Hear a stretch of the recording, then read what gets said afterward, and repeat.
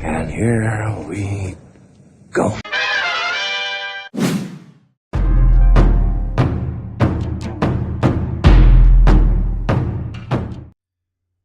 Hello everyone, my name is Mike from the Super Wheeler Bros, and today we're reviewing the first season of Marvel's latest Netflix entry, Iron Fist, in its entirety. There will be spoilers later on in the review, but we will be doing a spoiler-free review and a score before we jump into spoiler territory. So, let's get into it. Marvel's Iron Fist is about a billionaire named Danny Rand, played by Game of Thrones' Finn Jones. Danny's plane crash-landed in the Himalayas when he was just 10, killing both of his parents, and he spent the next 15 years in a mystical place called Kunlun, training to become a mortal weapon against the villainous group previously doing battle with Daredevil, known as the Hand. After years of trials and mastery of Kung Fu, Danny is chosen to be the Iron Fist, which allows him to focus his energy into his fist and use it as a lethal weapon, and many other abilities that we do get to see as the show progresses, and becomes the sworn enemy of the Hand and guardian of the Gate of Kunlun. Danny, however, decides to shun his duty, and when the gate finally opens, return home to New York City. I will freely admit to not being the most well-versed viewer of Iron Fist. My knowledge of his origins in the comic is limited, so I was able to come into the series with an open mind and absorb the story without any preconceived notions about the character. As a lead character and one to follow throughout the unraveling of his story, Finn Jones' Danny Rand is a fine anchor. I thought he showed a great deal of depth here, as his character could have easily become one note with his singular focus, but his character is able to breathe and evolve greatly beyond what I expected when he initially appeared. The advanced reviews have heavily complained about a few things that I really have a difficult time understanding the disdain for. First, the whitewashing of the character Iron Fist. Let's get the controversial stuff out of the way first. Maybe it's because I'm not as familiar with the character on the page, but I never found this to be the case. Danny is heroic, but I could easily argue that the true lead of the show is actually the incredible Jessica Henwick as Colleen Wing, who was dynamite in this show. She's an Asian American character, and Colleen is more of a co-lead than a sidekick to Danny, and she steals every scene that she is in, and was also a pleasant surprise. I also find it very interesting that both Finn and Jessica are Game of Thrones alums, and perhaps their familiarity with each other and the physical nature of their roles lends itself to just how well they succeeded. There has also been major complaints about the pacing of the show, and it taking about half a season to pick up steam. I didn't share this feeling at all.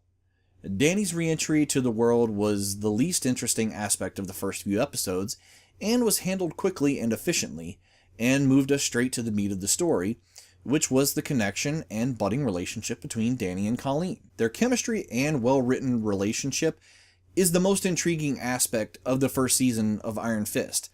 And yes, there is some slow moments here and there, but I rarely noticed them because they had me so invested in their story. The Meachums. It seems most people really had a distaste for the Meachums' involvement in the story. While I agree that we could have explored other areas, including illuminating Danny's past a bit, and focusing a bit more on the primary adversaries, the Hand, I feel that Ward, played by Tom Pelphrey, Joy, played by Jessica Stroup, and Harold, played by the amazing David Wenham, added an extra layer of mystery for us to peel back as viewers and character for Danny. Each of the three did an excellent job, and all at different times assist and become a roadblock for our heroes. Focusing solely on the Hand would then dedicate most of Netflix canon of Marvel shows to the same antagonist in the devilishly good Wai Ching Ho's Madame Gao in the Hand, and I for one enjoyed the extra layer of difficulty they provided. David Wenham's presence alone made this aspect of the story worthwhile. We of course need to discuss the action. I feel that the fight scenes were all very well choreographed and shot with varying styles and camera movements, but it was all done for the most part in camera, allowing our actors to showcase their hard work in doing a lot of their own stunts. The complaints that there is nothing memorable as far as the fight scenes go, I find to just be a bit silly. Is there anything as memorable as Daredevil's hallway fight in Season 1, or the staircase battle in Season 2? No, there's not. but there is quite a few great set pieces, including a rain-soaked sword fight and a tiered tournament-style fight to the death, amongst many others. The special effects were also very well done, with only a handful of scenes not working to full effect. I found Iron Fist to be vastly entertaining, and more akin to Jessica Jones, with the focus being more on the characters and relationships than the action, though there is vastly more action in Iron Fist than Jessica Jones. In fact, the very surprising romance that blossomed in Iron Fist was a very welcome and unexpected development in the show, and it raises its quality up quite a bit. There are certainly flaws in Iron Fist's first season, but the story flows well enough to overlook these inconsistencies. The conclusion was definitely not its strong point, as much of the emotional climax happened in the penultimate episode. I did feel that the connecting tissue to all the other Marvel Netflix shows, that is Rosario Dawson's night nurse, Claire, did feel a bit shoehorned into Iron Fist. There is a few things I thought didn't necessarily work as well as intended, but we will talk about those later when we discuss the spoilers, as some plot points would be revealed. In the end, I loved Iron Fist, and I thoroughly enjoyed my time watching its first season. Iron Fist is the weakest entry so far from Marvel on Netflix, but that doesn't mean that Iron Fist doesn't succeed, as it is excellent. If I was going to score the first season of Marvel's Iron Fist, I would give it an 8 out of 10. There is a few things that I did want to discuss that I do consider spoilers, so this is your final warning. If you haven't seen the show, definitely hop on Netflix and check it out there first, and then head on back over here with me and finish the review. The interconnected universe on display in Iron Fist is just so much fun. With this being the 4th series, there is a plethora of things for fans to pick up on.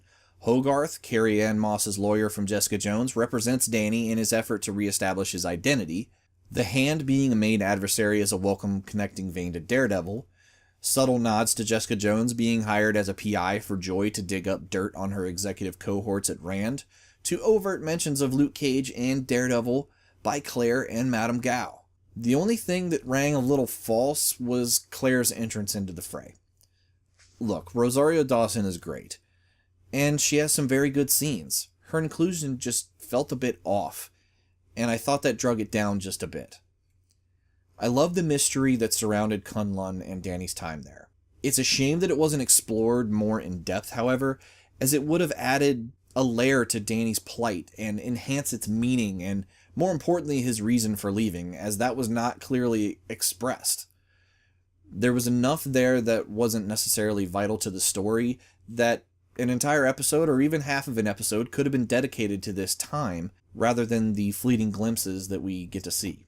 The biggest misstep to me was revealing that David Wenham's Harold was ultimately responsible for all of Danny's suffering, and the ultimate villain of the season.